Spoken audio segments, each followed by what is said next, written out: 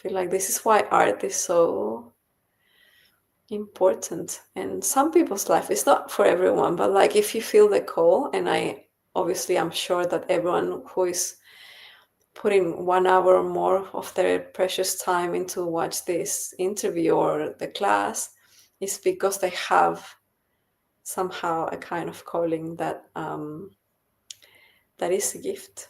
It's a real gift because it makes life. I don't, it's hard to put it in words. For me, it's like it's so sacred, and I also don't even like that word because like it's being used so much. Like I feel really gifted, but gifted Mhm. not like as a talented. Like I think this is where it comes from, really. When someone is very talented and we say is gifted, it's like I feel gifted not because of my talent. Like I feel gifted because I have this connection in my life, this calling, and Yeah.